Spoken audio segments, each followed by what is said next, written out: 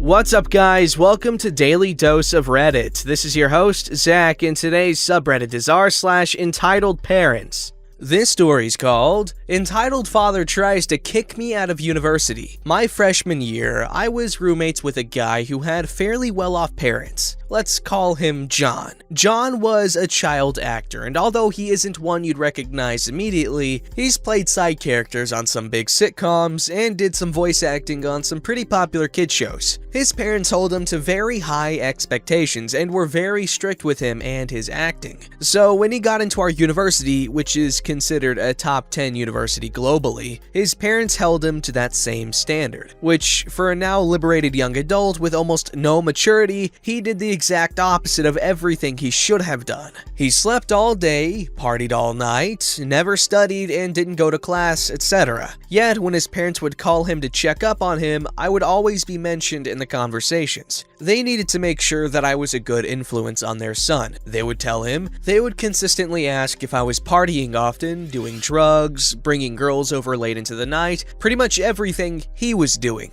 They wanted to ensure that I wasn't doing it to keep their son safe. This goes on for months. Whenever his parents would call him during his midday nap and I'd be in between classes, I'd always hear him defending me to his parents, and he'd go beet red whenever I'd walk in and hear what they were saying about me over the phone. So I'd leave and wait until his call ended since I knew he already felt embarrassed enough. I didn't really think of what they were saying. I just thought it was ironic and told John afterwards that he didn't need to apologize since they weren't his thoughts. Around the end of the semester, John is told by his major department that he would likely flunk out of college if he did not ace the final exams in at least 2 of 4 of his classes, and that he would have to retake the other 2 regardless of how he did. Moreover, that he would lose a scholarship that paid a substantial amount of his tuition. He had to call his dad to tell him the bad news while I was on the top bunk of the bed studying, and his father is shouting so loud that I can hear him through John's phone with my earbuds in. Eventually, the question is asked if I had anything to do with John's bad grades, and before John can say anything, his dad determines that John was covering for me because I was a bad influence and that since I was around him all the time, I was the reason he failed. He demanded to speak to me and wanted me to tell him everything I did to his son and how I corrupted him. And when John said that I didn't do anything, it only made him angrier. And after telling me that I would pay, he hung up. He already knew my name and of course where I lived. But I didn't think he would do anything with that information until I got a call from the University Student Affairs Center telling me that John's father had requested access to my personal information through the student portal, basically a website with financial aid and enrollment info, and to change my passwords in case I thought my data was at risk. I tell John that his dad tried to access my info, and of course he called his dad to ask him what the heck he was doing. Dad said that because John was failing, he was pulling John out of college and that he was coming in a few days to talk to me about my part in all of this. John asks him again to ask him why he asked the school for my info, and John's dad just hung up on him. I couldn't focus on that BS at the time since I had my own exams to prep for, but as he said he would, he showed up as this fairly skinny, balding guy desperately trying to cover up his receding hairline by brushing as much stringy blonde hair of his to the front of his head. I came down with the flu right before the exams, so sadly I was forced to be in the room while John moved out, while his dad was berating the both of us while I have my earbuds in and feel like I'm going to puke. John looks like he's going to cry because he doesn't want to leave, and I peek over my laptop to see his dad putting books and notes in the garbage and repeatedly asking John if he officially withdrew from the university until John barked "yes" at him. John's dad then turns to me and says something along the lines of, "Alright, now you." Again, I insist that I didn't do anything to his son except live with him, and the dad demanded that because I turned his kid from an accomplished actor to a college dropout, I should withdraw from the university too. John is now yelling at his dad to leave me alone, and I'm telling him that there's no way I'm dropping out for his ego. He demands my laptop and portal login info, and I tell him that if he even so much as touches my laptop or me, I'm calling the police. This escalates to a straight up shouting boxing match among the three of us until the RA knocks on the door, warning us that if we don't quiet down, he will get campus security to come up and settle the issue. The dad quiets himself again and calmly asks me to withdraw again because it's only fair. I say no because, again, I didn't do anything. There's a silence in the room as he approaches the edge of my bunk. He's glaring at me. I'm putting my earbuds in because chemistry won't study itself, and he asks again, gripping the railing and almost hissing the question. I say no. Again, didn't do crap. He finally decides that I'm not worth talking to anymore and says that he'll tell my parents everything I did and that they would make me leave college if he couldn't. And with that, he left with John. I got a text from my dad about a day later, and that both he and my mom basically told him and his wife to screw off and never contact me again in far more eloquent terms. I then got a barrage of emails and texts and Facebook posts from the parents pretty much saying that I was at fault for ruining their son's life and that I don't deserve that seat at my uni, so I blocked them. Every now and then my parents would get Facebook messages or emails. They were ignored. John Angry reacted my graduation pics on Facebook a few months ago, so out of paranoia that they were spying on me through his account, I blocked him too. I hope he understands. Okay, wow. First of all, good on John for being responsible for his irresponsibility. He's way more mature than his parents, that's sad, but also kind of telling because usually child actors are child actors because their parents want them to be child actors. I'm not saying that it doesn't take talent to be a child actor because it does. Acting isn't necessarily as easy as you think, but honestly, a lot of child actors are just puppets for the higher-ups in their lives, but that's a topic for another day. But, yeah, this is a good story. His parents are crazy, but John's a good dude. John's a good dude.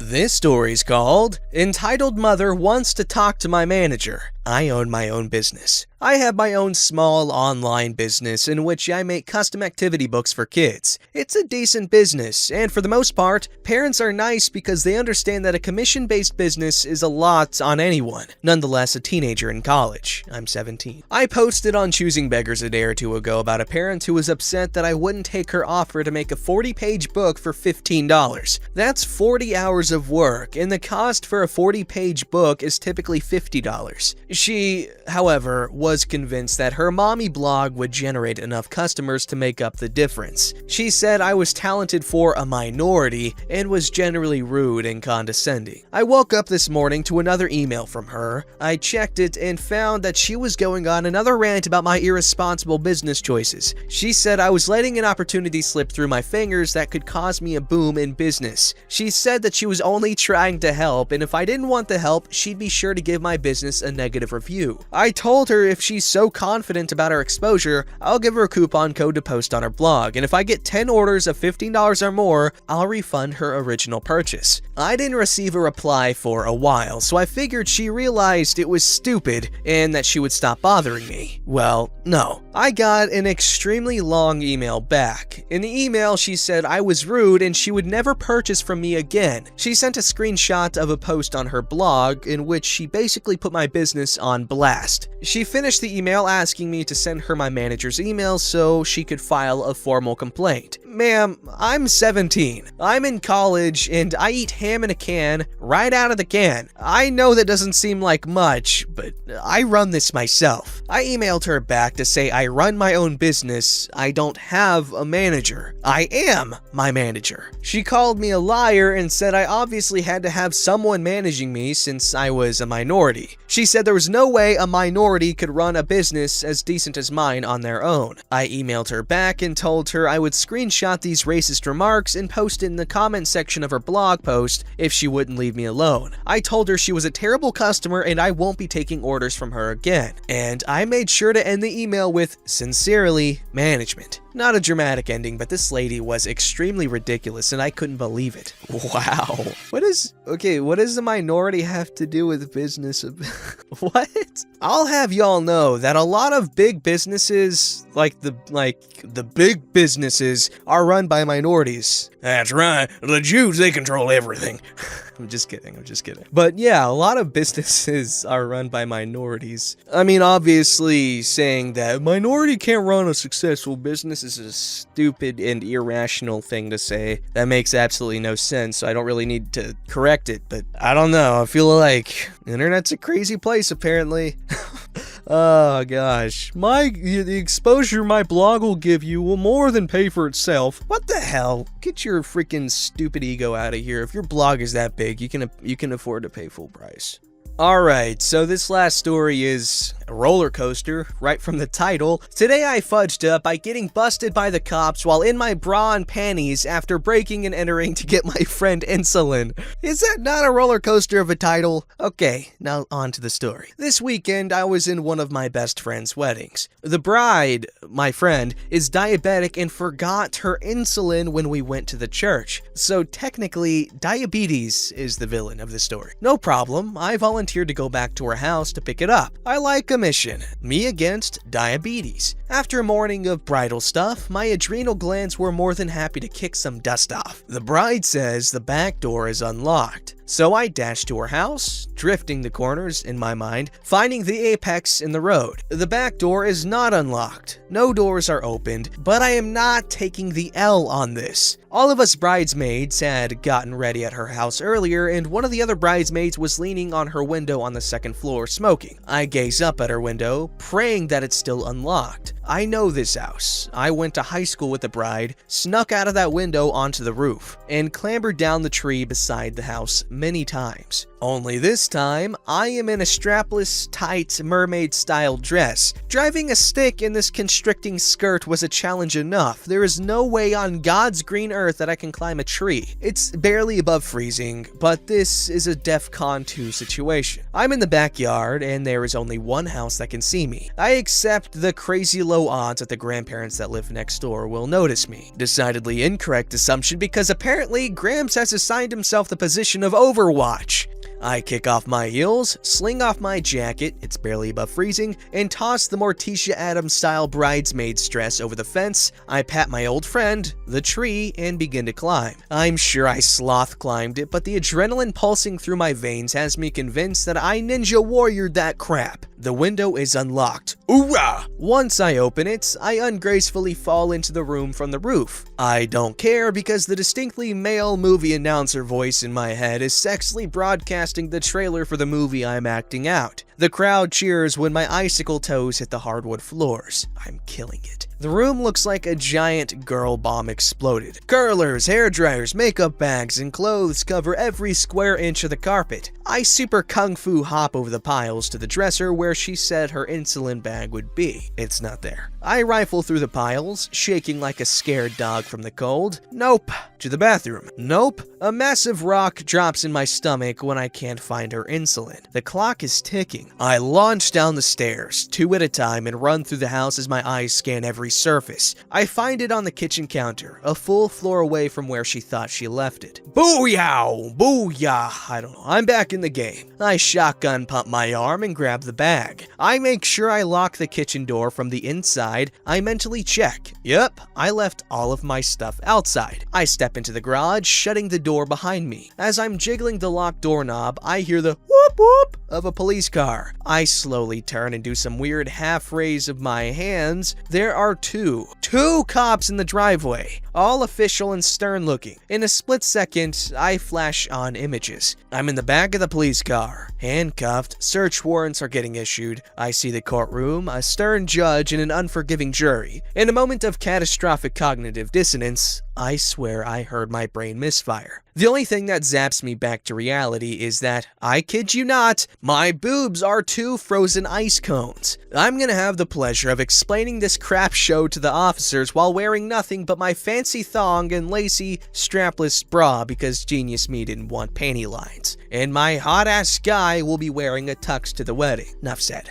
I could have vaporized on the spot from the humiliation as the officers approach me. I don't even know what I said. I virtually shoved the bag of insulin at the older cop and vomited out the preposterous details of this Texas-sized oof that landed me in my skivvies, coming out of a house that I technically broke into. They try to keep a straight face, but then I start to laugh. It begins as a small, embarrassed chuckle, but then it takes on a life of its own, commandeering all of my self-control and flinging it into the icy wind with the ashes of my dignity. I howl. Tears run down my face and I shoot strangled, inhuman sounds at them. I can make no sound other than the drawn-out vowels. God, it's embarrassing. The cops are trying to ask me questions, and instead, they get Muttley the dog. All I can do is wheeze or tear and shake from the cold. Finally, I beg them to let me put my clothes on. One gallantly swings his arm to me to tell me to proceed to the backyard to recover my assortment of clothing, cringingly clinging to the fence. They are gentlemen about it as I jump and shimmy into this hell contraption of a bridesmaid's dress. They ask me if there's anyone that I can call from the family to confirm the story. I call the bride. She doesn't pick up. I call the bride's mom.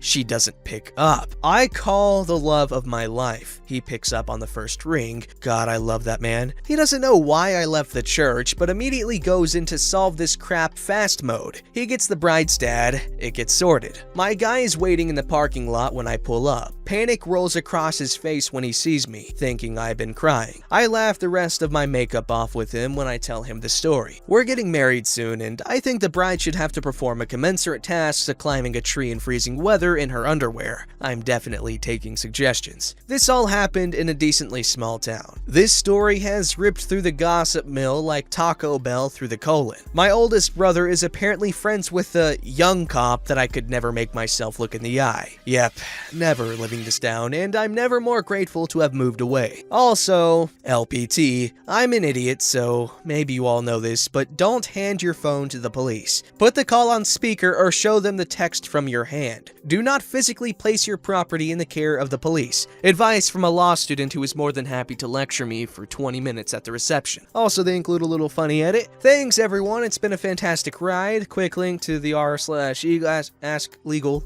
excerpt review of whether you should or should not hand your phone to the police. They provide the link, but we don't care about that. And no, I will not send pics. Okay, well, anyways, that right there is the friend that you don't ever want not to be your friend, okay? First of all, the writing in this story was fantastic, okay? Very good job. And that is a good friend. Though someone that would go through those lengths to make sure that you don't die, that's something you gotta keep in your life. That is a ride or die, basically. Weddings are a chaotic time in people's lives, and I'm sure you guys all have some crazy wedding stories if you've been married. So share down below. I'm curious. I know people love sharing crazy wedding stories or anything similar. Don't forget to like, subscribe, and hit that bell to never miss an episode.